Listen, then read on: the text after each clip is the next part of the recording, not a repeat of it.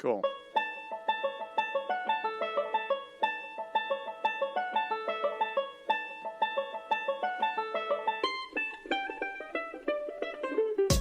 From fabulous Las Vegas, Nevada, this is Pod Therapy. Real people, real problems, and real therapists. You can submit your questions anonymously at podtherapy.net or email us at podtherapyguys@gmail.com. It's January 14th, National Hot Pastrami Sandwich Day. Thank you for taking time out of your celebration to be with us for today's special episode. And now, broadcasting from the churn, that guy is Dr. Jim Jobin. I'm Nick Tangeman. It's time for some Pod Therapy. Have you ever had the capastrami at Capriati's sandwich shop? Of course. Oh, God. Yes. That thing is ridiculous. That's so good. It is amazing. That is the only kind of pastrami I'll eat, though. I will not eat a pastrami sandwich unless it's from Capriati's. I just don't even know what other occasion I would have to eat one. Pastrami on rye? Ew. Rye is gross. I don't like rye. It's just dull. That's the signature sandwich. Yeah, I don't know. Do you remember with ooze at rye bread? Ew. Yeah, I know. It's rye bread. It's gross. Can't do that. It's literally a term that is used to describe something that's boring. Rye, yeah. Rye. It's very rye. That's good. So, like Jim is the rye bread of therapists. I'll take it. I'll take it. T-shirt. No, shit. Oh, we should probably plug the Pod Therapy gift shop, Bait and Tackle. Pod Therapy Bait and Tackle. Go to podtherapy.net and click on the store. You'll find it under the podcast icon if you are on your PC or computer, or you can just click store if you're on your mobile device and see what kinds of goodies are up there. There's all sorts of new goodies now that we officially have launched a store. And welcome everybody who's got their gear on. Whenever you put it on to listen to the show. That's Nick. Do you remember? Yeah, me. Nick, back when we worked in the middle of the city at Dual Success, do you remember that little Jewish deli that we used to go to? Yes. It was called Bagel Mania. That was so good. Oh my God. That was the best place in the world for sandwiches. That is the only other place that I think I've gotten pastrami, and it was glorious. Like, that was so good. That place didn't do anything There bad. used to be just little delis all over the place in Vegas. It was old school delis, and you'd go into any one of them and get a Reuben, get a Reuben sandwich, and it was just like every single one of them was the best Reuben you've ever had. I think that's all you ever Reubens. got, Nick, at Bagel Mania. Yeah. Didn't you always get the Reuben? I think so. I think there's probably one other time. I don't know why you'd get something else. Yeah, that's like my thing. Whenever I go someplace, I always get the same thing because it's like if I love it, I don't want to not get it and then be disappointed and be like, I wish I would have gotten this other thing. In most cases, I will split it up and get different things. Not when it comes to a Reuben. No. That's how I am with If Firehouse I find a place subs. with a good Reuben sandwich, I'm just going to order the Reuben sandwich. Right. At sandwich places, Reubens I don't like to be experimental. Like, if you go to Firehouse Subs, I always get the hook and ladder 100% of the time. I refuse to explore the rest of the menu. I always get the New York Steamer. Ooh. I've heard it's good, but see, I've never had it because I will not budge. I never found out if that was true or not. I mean, Rod Stewart really did that? What? Didn't know about that. The New York Steamer? I thought that was always just a rumor. It does sound like something that would be in Urban Dictionary. Yeah. Isn't it? Like the... Yeah. That'd be great if there was like a sandwich place where every menu item was just some kind of celebrity rumor. The Richard Gere gerbil. The gerbil. Yep. Oh, that could happen. Yeah. We should not talk about that on the air. No. Now These are somebody else will all do fictitious ideas that you might be able to find in our gift shop. So you will... The Michael Jackson rapist. Oh, Jesus. Oh, no. There was a bit on... I don't know what would be on that sandwich, though. No, there was Tears. There was a bit on what show was it? Bob's Burgers. Mm-hmm. If you watch that show, if you look in the background, there's always a sandwich of the day. Yeah. And so there was one, I can't remember what it was, but something about something making kind of that joke, and it was something with like a lollipop like in the burger or something like, or some kind of candy or something in the burger. So it was kind of crazy, but well, yeah. Anyway, these are good ideas.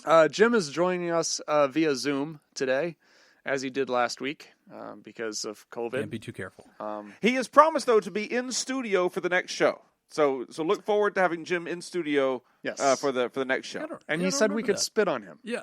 Yeah. He said, cough and spit on me. Yes. That's the new Patreon I don't know why. fundraiser I don't know we're why doing. he asked for stuff like this. Yep. Yeah, that's You can send in that's his jars thing. of That's what he I mean, in likes. fairness to Jim, he didn't ask us to do it. He just said we could. Yes, Just sure. leaving the door open. And we're friends, so we will do what he asks. Yeah. We figure he wouldn't offer if Right. he didn't want it. Yeah. Exactly. I don't remember much of this conversation, but I'm sure it all happened. And looking forward to never going back to the studio. Yeah, so again. we'll see you in person next week. Yep. So I am using the Pod Therapy work from home program because there is a pandemic, and I am trying to exercise extra safety in the state of Nevada. Though I am really upset, and I guess I'll say this before the A block because I think it's super relevant. Usually this is kind of Patreon content, but I'm hearing that teachers are being told to get ready to go back to school in Nevada in January. And it's just like amazing to me because we are at peak pandemic right now. Like our hospital associations are like, please, we do not have any room in the ICUs. That is literally where we're at. LA County, which is right next to us, is completely maxed out. They literally have people dying in ambulances now because they do not have beds to even take them to a hospital. And now is when the teachers and the schools are like, let's go ahead and relax the restriction. Like just, I don't understand this world. So I, for one, will be hiding in my bunker. So that seems to make more sense. Until next week. Next week when I get spit in the face.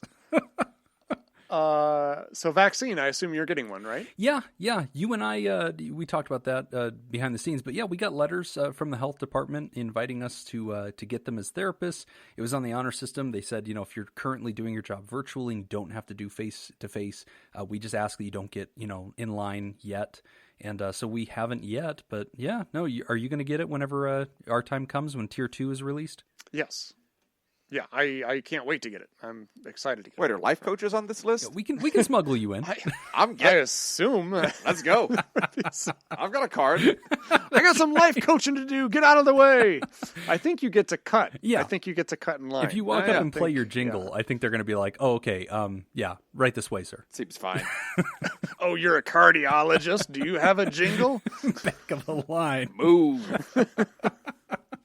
So hopefully everybody out there, we're starting to roll it out. I have a lot of folks that have gotten it now, so it's good. I'm glad that it's there. So yeah, I'll be taking it too. And I am just aggravated with not just Nevada, but the rollout procedures that are not in place. Oh, right. No. What are we? I think we're like 17 million vaccinations behind where we're supposed to be at this point already. Yeah, I did hear something about that. That at the current pace, we're not going to get ahead of this for like years or something. By the time the next we need to global be doing pandemic almost comes 5 out. times. And we won't as stay much. at the current pace. Right. But it's like we've had a long time to figure out. We've had months and months. Yeah. To figure out this rollout, Yes. and we Yeah. just haven't. Yeah. well, it's annoying that That there's is plenty definitely of it, right? frustrating. Like they have enough of the vaccine. It's ready to go. There's multiple companies that all have their ability to produce this. It's all been paid for, and yet somehow it's the execution of this that is lacking. The one thing we did have human control over. It's just, it's the rollout. Mm-hmm. Yep. And as far as I can tell, and please, someone email me and explain to me why this is incorrect. Because as far as I can tell, the only reason that the rollout is not going well or not going speedily is there doesn't seem to be money in the rollout itself. Oh, It yeah. seems, it seems They the didn't fund the money-making part states. of creating the vaccine has already happened.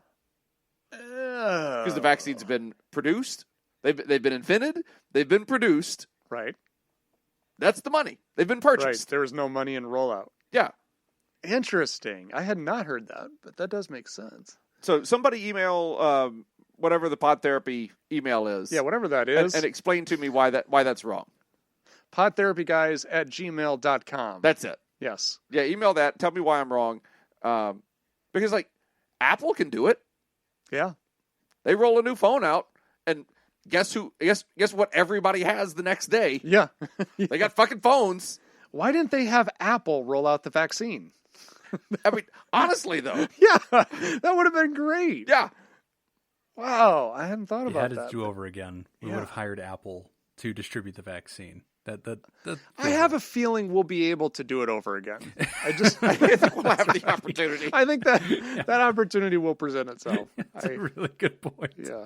We'll get another try at this. But so Yeah. those of you getting the vaccine, congratulations. Next time. And hopefully it continues to get We out will there do swiftly. better in the next pandemic. Yeah. Yeah. Oh, I'm saying that Nevada has almost 30% hospital ICU room left. Oh, wow. So they're about 70% capacity, Okay. which is not great. Okay. That's surprising. That's a better number than I That's expected. way better. To see, Yeah, though. it is. Yeah. ICUs, I believe, are generally at about And an that could be 80% wrong. census. But I mean, don't know. this is me just Googling something right now. Yeah. So I mean, who It knows? could be coming back down. Well, there you go. Or you're just trying to tempt me maybe. back into the studio so you could spit in my face. I'm on to you, Jacob. I will come to your house. Can't both be true. Can't they all? Porque no los dos. All right. Well, we've got. If I want to spit in your face, you not leaving your house isn't going to stop me. gonna do it. If I'm gonna do it, I'm gonna do it. All right. I don't know who you think you're talking to. Anyway, let's do some therapy stuff, I guess. So, All right. First question has to do with COVID indirectly. It's about COVID burnout. Hey guys, long-time investor, first-time writer. Okay. I like this idea as pod therapy as a get-rich-quick scheme. Yeah, send us your money. I don't think. No, it's just investor. I don't see anything in there about get rich quick. No, or get anything. Yeah. This is going to be a long time for you to return on investment. I wanted to ask for your advice on how to motivate others through COVID fatigue while suffering its effects myself. I initially wrote that I'd provide a bit of background. It turned into a lot. If this happens to make it in the podcast, feel free to edit out the irrelevant stuff. We did. Here's what it says. I made the now regrettable decision to leave my long-term job at the end of January 2020 to take on an exciting job opportunity in a new city. I moved my wife and 3-year-old son with me, and just as we were settling in and starting to explore our new city, the world more or less fell apart. As COVID raged, it quickly became clear that my leadership style was not a good fit for the company I had made the move for. Due to the significant divide between my values and the expectations of the company I was working with, I began to feel disconnected from the person I was in previous years, and my mental health began to suffer. The qualities that made me a strong leader were now a detriment and a point of contention. I have a difficult time admitting defeat. Even now, it still bothers me that I wasn't able to live up to the expectations I had of myself in the role that my family sacrificed so much for me to take. 9 months after I started, I left that company and found myself in the most unstable period I had ever experienced. I had a wife and a son that had put their faith in me, and I felt I had failed. I've spent a lot of this year listening to your podcast. It helped me immensely through this time. I took a lot away from the episodes discussing COVID job loss, the idea that my job title is not who I am, and not what my loved ones value in me.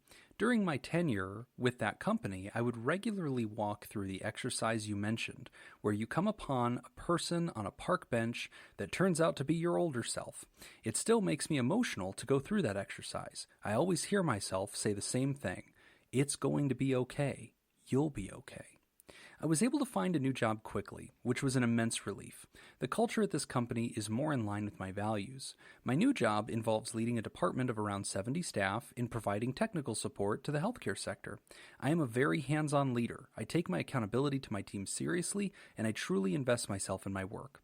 I like to get to know my team personally to understand what drives them and build genuine relationships to help them perform at their best. This is where I'm having issues. Everyone is burnt out.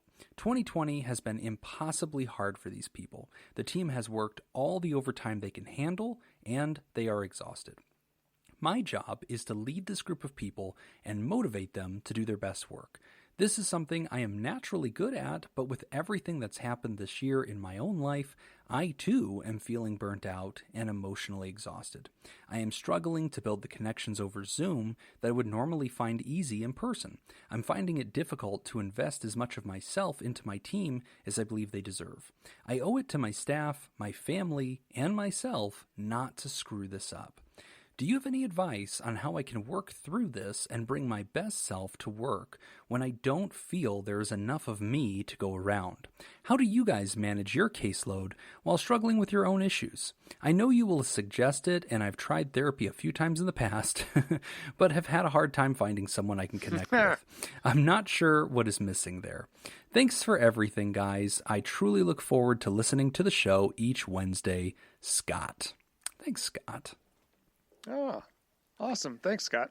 I would suggest not getting therapy. Yeah. Throw him a curveball. Curveball there, didn't I, Scott? Whoa. Don't do it. Don't do it. I mean, generally, therapy is a bad idea. Yeah. You want to steer away from that. Also, don't listen to therapy-based podcasts. Right. Well. Well, first off, I'm very glad that you have used that visualization exercise, the future self. I was glad to hear that, because that is what it's meant to do. And so far, I think you've understood the value of doing that. And it is meant to kind of give you some sort of reassurance, but also to understand that you already have it within you. You already know what you need to do. You already know you're going to be okay. You just need to kind of hear somebody say it. And I think, man, there's a lot to unpack here. I mean, from going to a new job that kind of changes or kind of affects your values or changes you, I can 100% relate to that. I have moved across country, taken a new job, and it did change me. I didn't really like who I became. I had different views and values than the leadership of the organization. I had to work through all of that. That was very challenging. So there's a lot here to go with. And now you're working in healthcare, and you're trying to motivate a team. I think the big thing to start off with is understanding that no matter how good you are at motivating other people, or whatever kind of college education you've got, whatever kind of specialized training you've got in motivating, no one has prepared for this situation, right? No one took a class on motivating others during a pandemic. To understand that we are all improvising at this point sometimes can relax you a little bit, to just understand that, we're all just doing our best, and you've said in here that you owe it to yourself, your staff, and your family to not screw this up. And that is a pretty big bar to set for yourself. The way that I've always handled this in the past, my philosophy in situations like this where we are just improvising and we just have to make the best out of a situation. And sometimes, I've worked in programs that I swear were held together with duct tape and hope, and that's it. Right. And you just kind of have to make the best out of the situation. But one thing I always kind of tell myself is I give myself permission to screw things up. Like, that has always been very important to me, is to just understand that I'm going to make several mistakes, but my goal isn't to not make mistakes. My goal is to make calculated mistakes. And to always be able to assess, what are the things that we can be a little lenient on and still survive. There was this website that I always used to go to. I showed Jim. I introduced Jim to this. I knew it was going to go there. And despair.com. Oh, yeah. Do you remember Despair, Jim? Yeah, I do. Okay, so despair.com, they sell those motivational posters, except they sell posters that make fun of those motivational posters. And there was one poster that I remember, and it was always like, where it said courage, and then it'd have a picture of like a lion or something, and then there'd be some kind of inspirational quote, except it was making fun of that. Yeah. And there was some picture, I can't remember what the picture was, something like an avalanche. I think it was a skier skiing down, and there was an avalanche coming down behind them. And I can't remember what the word was, but I remember the saying. And the saying was, before you plan on beating the odds, make sure you can survive the odds beating Oh, you. I like that. It was like, yeah, and it was like, and it was made as a joke, but it's something I think about a lot. Like, before I plan on making a risky decision, I always think about, like, okay, if I'm wrong, how bad is this going to be? If this backfires. Exactly. Can we still survive? And in situations like COVID, or, I've been in situations before where I was working in an organization that had severe financial issues, just some bad leadership, a whole bunch of different situations. And I always take the perspective of, how can we make the best of the situation? We're going to make mistakes. Things are already bad, but how can we minimize damage, and how can we shift our focus to survival as opposed to an ideal world? Yeah, no, and it's funny because I actually ended up buying a bunch of mugs from that website whenever you send me that. Oh, yeah. I have one with a grizzly bear who's catching a salmon, and it says, sometimes a journey of 1,000 miles ends very, very badly. Oh, yeah. I love those mugs. Those are the best. But no, I think that's really good advice, to kind of right size your personal expectations, Scott, and I get it though, right? Because it was a traumatic year, and that big move, I'm glad you gave us that history, because that orients us to the internal pressure that you're feeling right now. And I understand that, it was scary. I felt like I let down my family. That imprinted upon me. Now I'm scared that will happen again.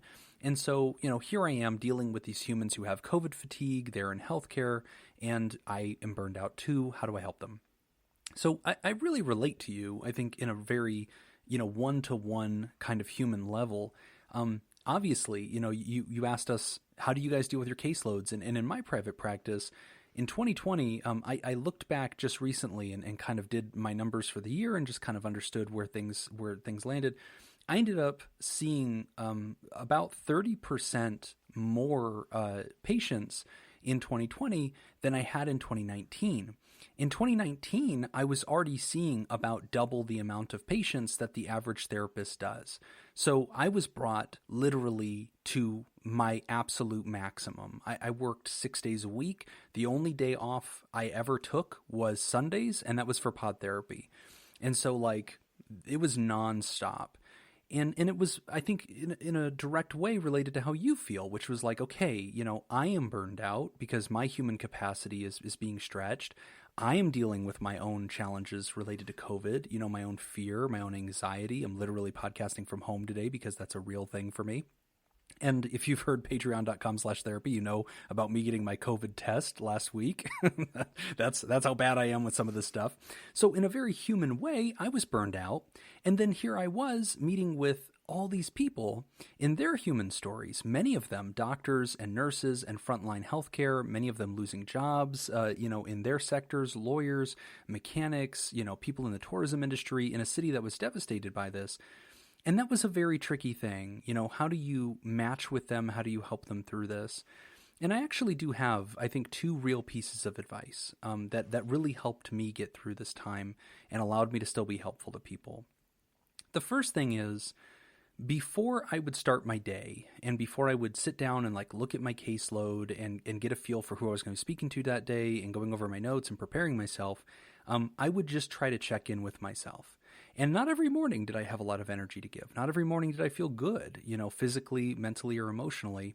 But I would sit down, and the first thing I would do is, most listeners to the show know that I'm spiritual-ish, whatever that is. But I would personally check in with my higher power, and I would thank my higher power for the opportunity to do what I was going to do that day, for getting me through school and for getting me through my training and getting me to the place in my career where I had the chance to talk to these people. And so I'd start with what we call in therapy an attitude of gratitude. I write about this in my book. Go to dadvicebook.com. I need to sell a few more copies to hit my goal. But in the book, I talk about that in a chapter called Get To. And we talk about the mentality shift from I have to do this to I get to do this. It's not I have to see these patients today. I have to help these people today. I have to help my coworkers. I have to get these people's spirits up. It's I get to be here in this crisis. I get to show up today. I get to have this job. I get to be part of this. That's the first tip that I know helped me. It changed it from it being a burden in my head to being an opportunity in my head. It took a lot of self-talk to constantly check in with that perspective to keep my spirits up, but that was one of the tools that I would use. The second tool that I'd recommend to you to think about is, I guess, challenging that mentality you have that you have to be this source of optimism and brightness. If you've been listening to the show for a while, you kind of know my personality. And you know, there are times whenever I can get pretty dire on the show and be in a negative place. I'm still a human being. But I tend to be sort of big, you know, uplifting, whatever, motivated. And I'm like that as a therapist too. I tend to be pretty upbeat. But I think it's also important to not force that on people. If people are grieving, mourning, burned out, sometimes the best service I can bring to them is not to try to push them out of that. It's not to, you know, rain down sunshine and try to force them into optimism or to be upbeat. Sometimes it's just to be with them and to be present in that burnout, to be present in that discouragement, to feel as they feel, almost a sense of grieving, almost to grieve the loss of normal beside them. And humans tend to develop kind of a gallows humor in those kinds of situations. They tend to find that common humanity to be genuine and to be authentic. And actually, Scott, that's really replenishing to a lot of people's gas tanks. So I don't want you to accidentally believe that optimism and encouragement and motivation alone are the fuel that you can give to your coworkers or to your staff. Sometimes it's just empathy, being genuine, being sincere, seeing the problem alongside them, not dismissing it or minimizing it if they share with you their burden. And this is also spoken about in my book in the chapter called Don't Just Do Something, Stand There. And it talks about why it's good to grieve and why it's okay to be with people in the presence of something negative and just be genuine and just be present with them. And that's actually really fulfilling. So those are two little tips from the way I've handled my year in 2020 that hopefully are useful to you and what you're doing. Yeah, I hope that helps. And I was worried there for a minute because I was concerned that we were going to get through an episode without Jim plugging. No, don't worry. Don't worry, Nick. I was not. I wouldn't let that happen. You weren't? Oh, Yeah. I was not at all. No.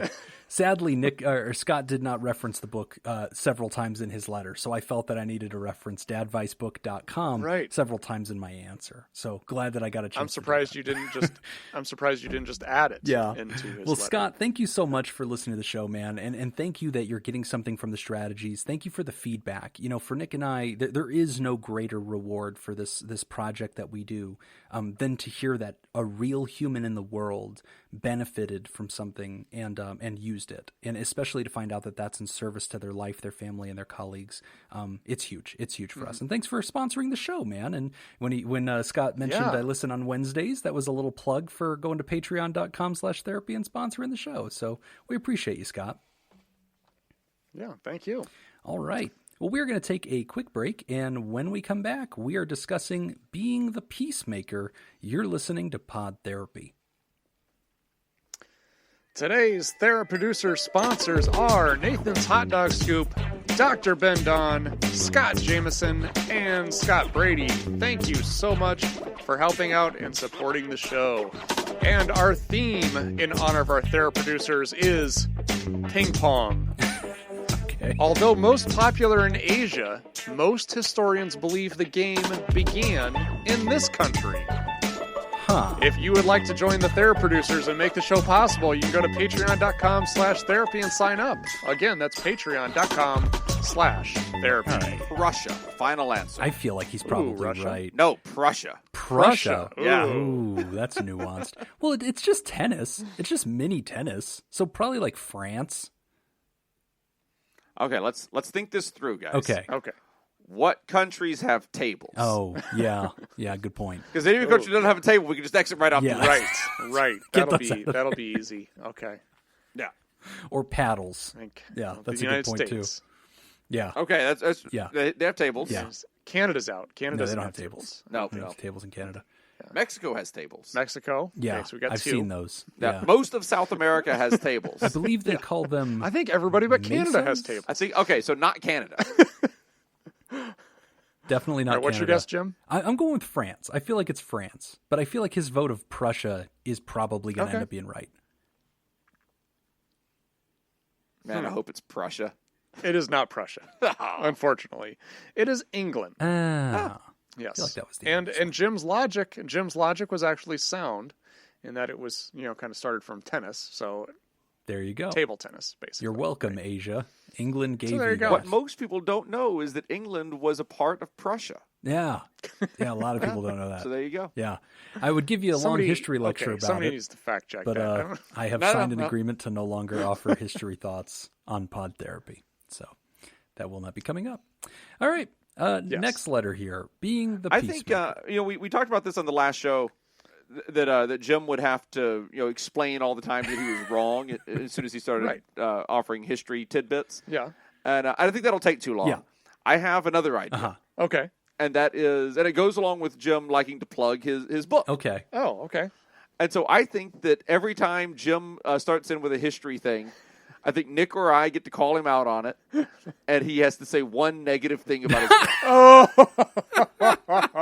Wait a minute. Is this I only if love I'm it. wrong? I feel like this should only be if I'm wrong. No. No. Just at all? At all. Well, I'll tell A you quorum what. has been established. We have voted. My book is criminally low priced. There's that. You can get it for a smoking hot deal. All right. Being a peacemaker. Thanks for your show. I feel like my whole life I've played peacemaker, and it's a pattern that keeps repeating. I did it when I was just a kid trying to translate for my parents in their failing marriage. I knew at the time it wasn't fair to me. I don't know when it started, but it continued on until even to the point where my dad would call me at college to complain about my mother. I was smart enough to shut it down. My parents eventually and inevitably divorced. The same year I graduated and got married, actually. Years have passed, and my mother now lives with me and my husband and kids. My relationship with my mom is good, but she has a tendency to provoke. I don't think she realizes how she comes off. I find myself coaching my son and husband in how to deal with her. Things were going pretty fine, with everyone working outside the house, but now that we're all home, working and going to school, I'm exhausted. I wish I didn't feel like I need to go around and make sure people are getting along and not escalating over things that don't matter. I worry that if I stop, that it will become more unbearable. For the most part, things are good, but sometimes I worry that I will break. I wish that sometimes people would care for me and stop being so selfish. Sometimes I don't know what I feel because I've had to adapt to the feeling that will keep the peace. Thanks for your show. It's a reminder that there are things that I've never worked on that I need to. Thanks, Anonymous. That's a great question. And thank you for the feedback. And I hope also that at some point the show becomes a reminder of things that you have worked on and that you've made progress on, because I'm sure that's probably happened as well. So not just things that you need to work on, but I'm sure you've already made some progress. So, but yeah, thank you for listening. Jim, this is I think a common one where we kind of see this pattern a lot, where problems that existed pre-COVID only got enhanced now that we're all locked down and at home. Yeah. Weirdly, that didn't help. Yeah. Ironically. Amazing. And I kind of think... No one's more surprised than us. Yeah. Shocked. It's interesting, right? Because it kind of goes back to Scott's question, which I think is similar to Anonymous's question, in that here I am, I'm a human responsible for other humans, and that becomes too much of a load to bear sometimes. And we had a question last show that I think also related to this. So clearly it's a lot of humans feeling this way. And one thing that's in this letter that I really want to highlight that I do think is super important to observe is where the writer says... I'm scared to just pull back because it will actually make it more unbearable.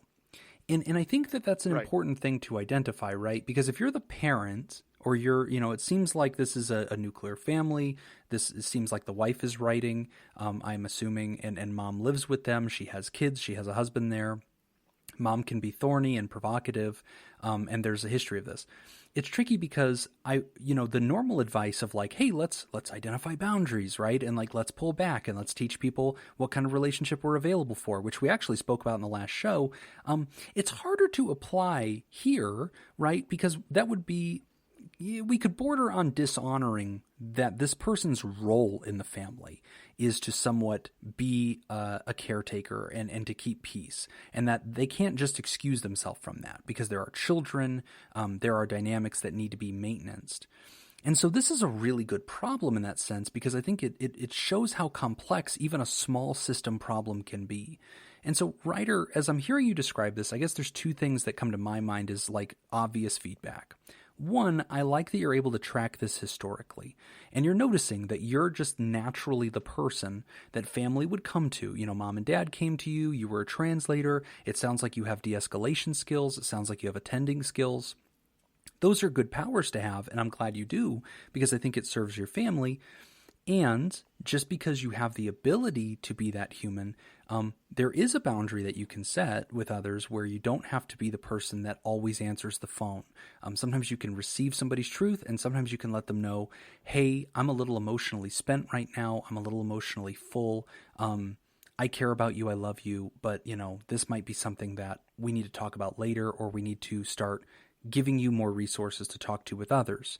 And this is where we think about things like family therapy, group therapy, or individual therapy. Can we get mom to maybe connect with somebody outside of the house to process her stuff? Can we kind of de-burden you a little bit, if that's possible? And that kind of parlays to the second thing, which I think is about self-care. And that's a thing about a caretaker person in a family, Anonymous, who you seem to be. We're constantly running around and like fixing everybody and checking on everybody and keeping the peace and keeping, you know, when you're literally talking to your kids and your husband and saying, here's how you need to talk to grandma, here's how grandma's brain works, like this is how we stay, you know, cool with her. That's difficult, right? Because like you're trying so hard to keep the peace and keep all the plates in the air, so to speak, that the burnout rate for yourself is going to be extremely high.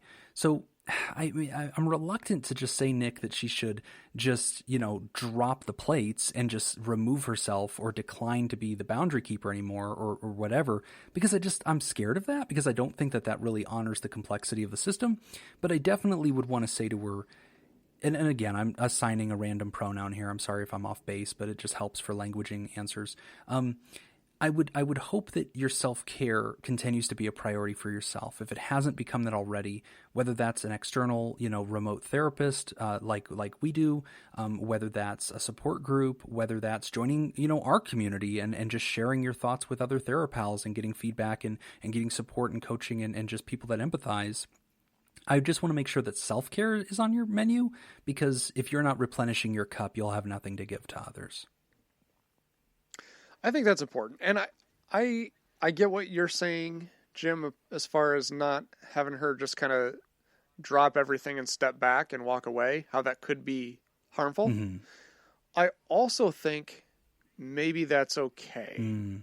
And it's hard to offer feedback on this because we're not there. There's a lot of stuff that we would want to assess. So I'm not saying this is what you should do.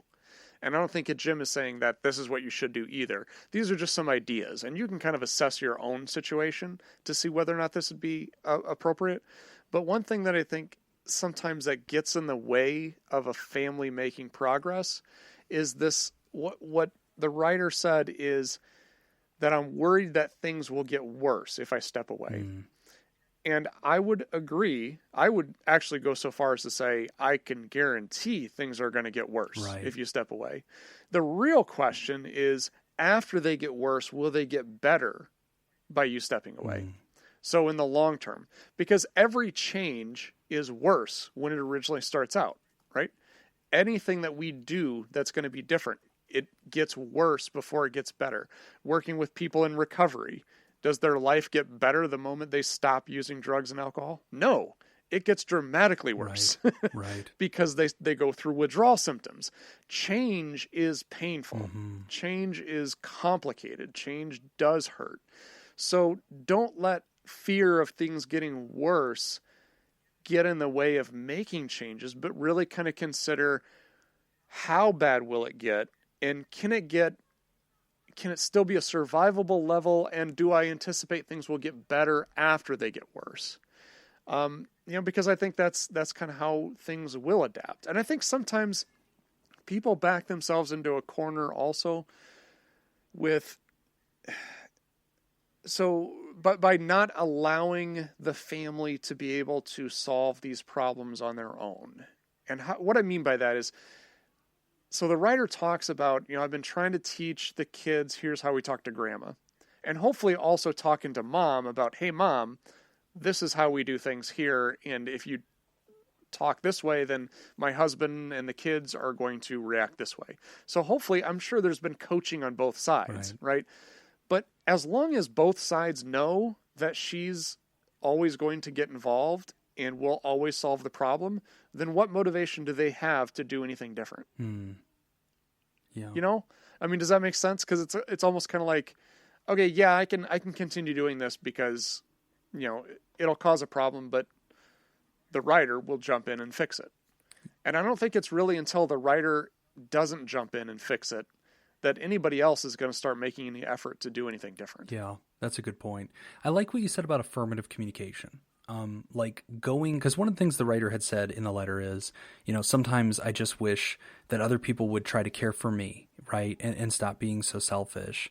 And that's what's tricky sometimes about caretaker, roles in a family. Again, we talked about pouring out your cup and never having it refilled.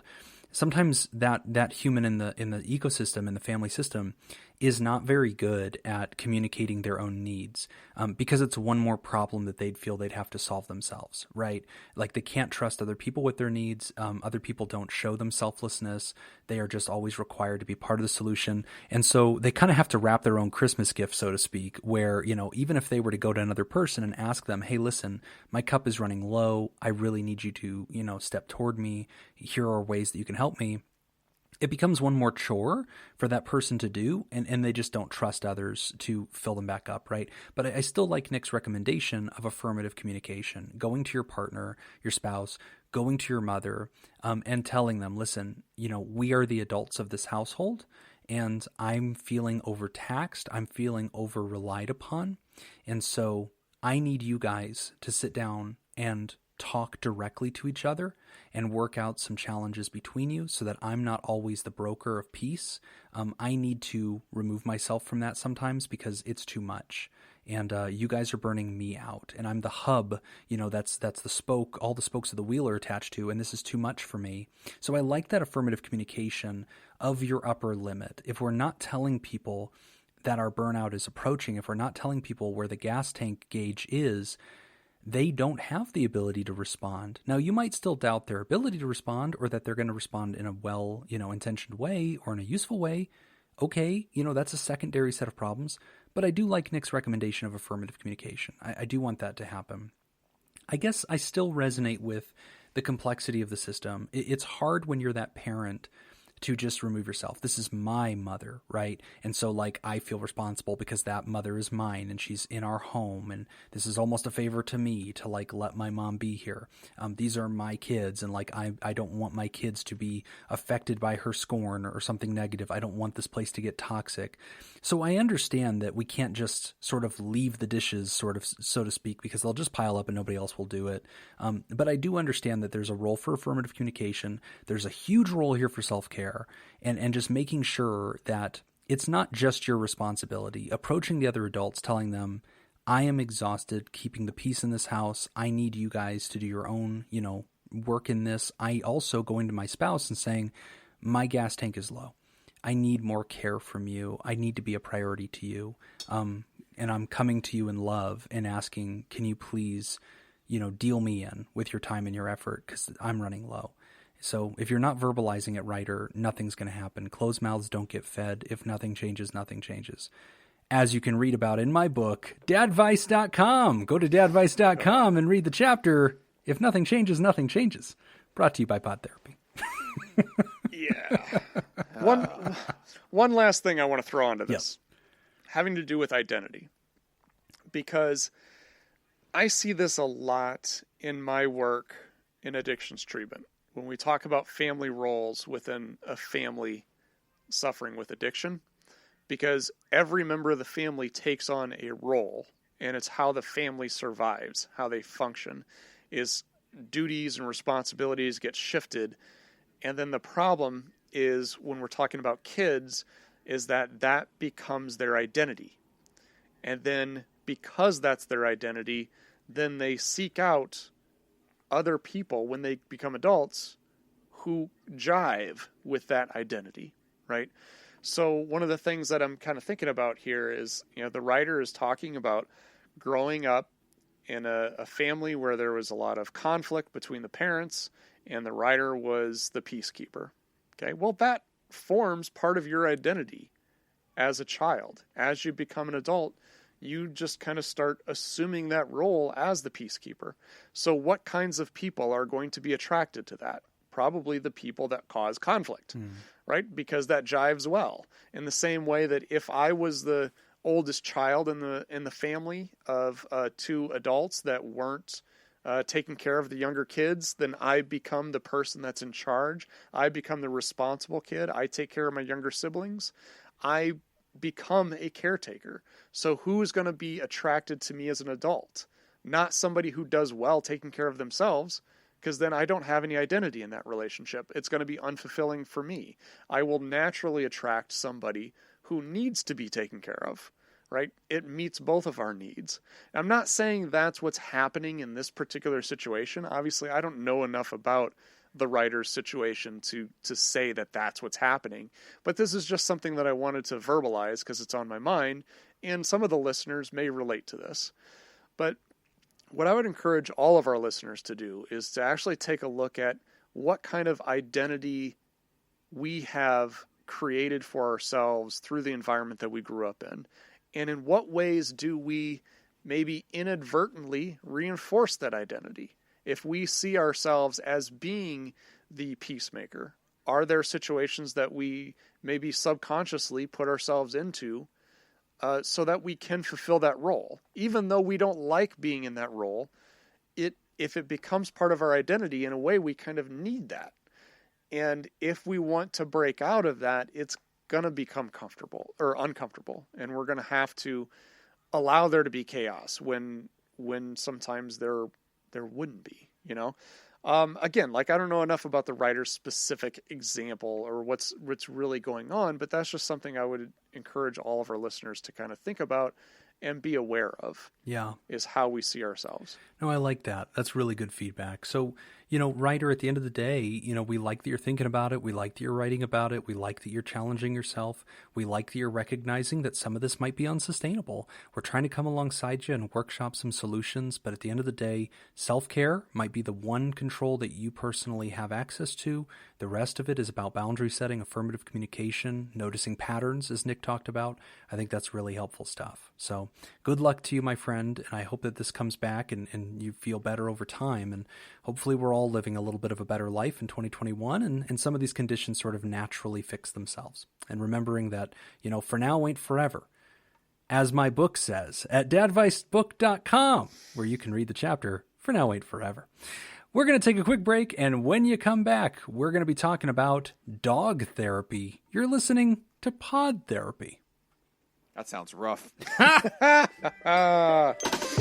Big thanks to our therapy producers for today's show, Nathan's Hot Dog Scoop, Dr. Ben Don, Scott Jameson, and Scott Brady. Thank you very much for supporting the show. Our second question today in honor of our therapy producers having to do with ping pong is, according to Weight Watchers, the most advanced ping pong players can burn this many calories in 1 hour. If you would like to join the therapy producers and make the show possible, you go to patreon.com/therapy and sign up. Again, that's patreon.com/therapy.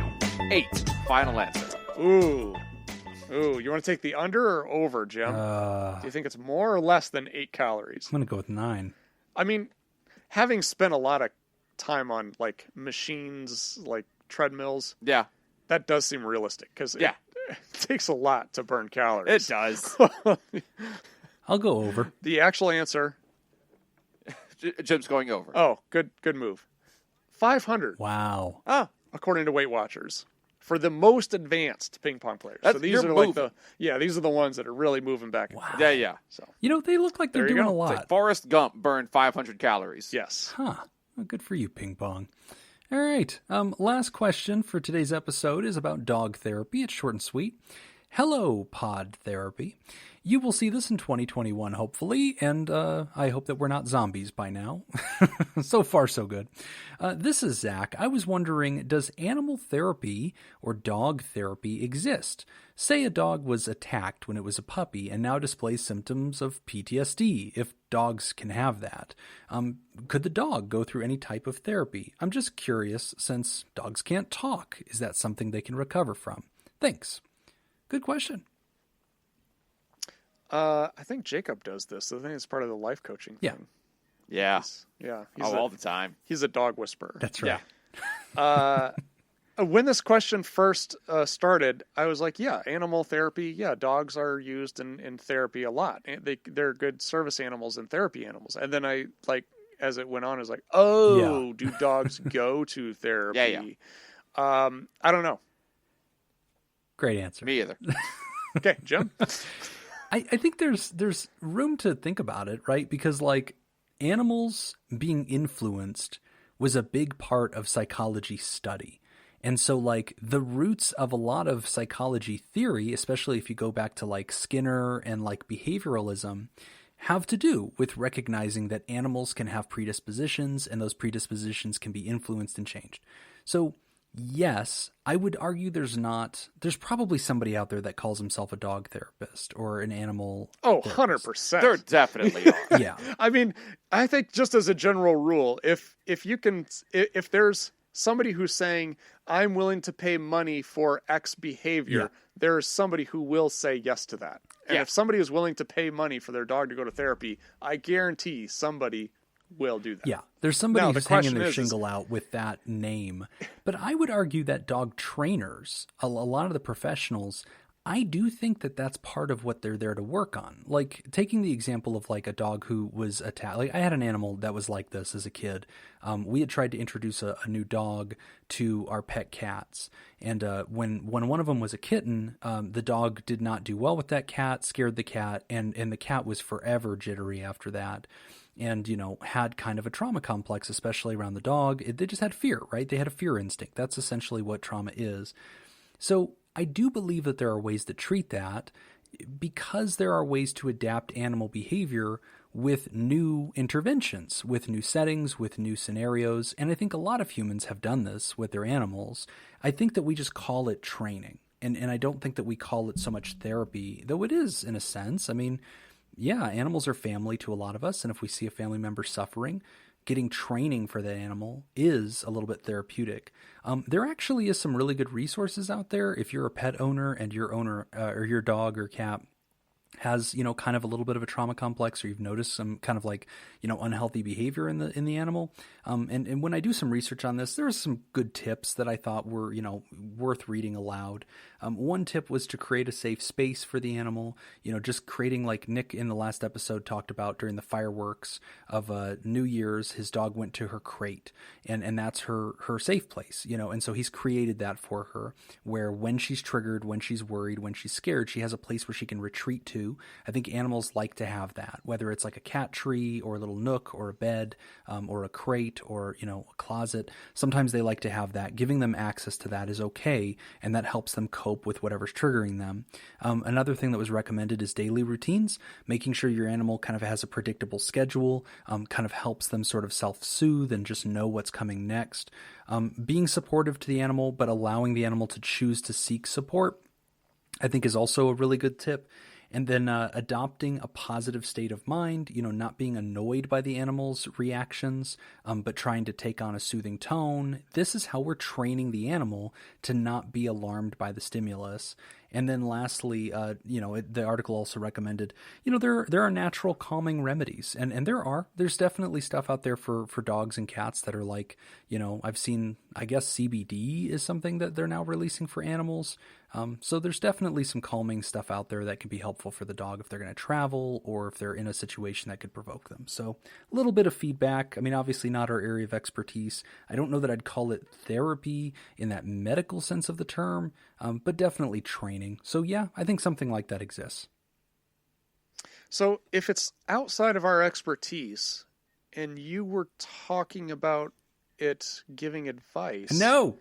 Does that mean you need to say something cannot bad apply about to your book? questions. I think it does. I think that's. All I right. think that's the definition. One bad exactly thing. of One the bad Jobin thing rule. about my book, Dad Vice: 50 Fatherly Life Lessons. If you look closely at the front cover, the artwork shows a father standing with two adolescent-aged children.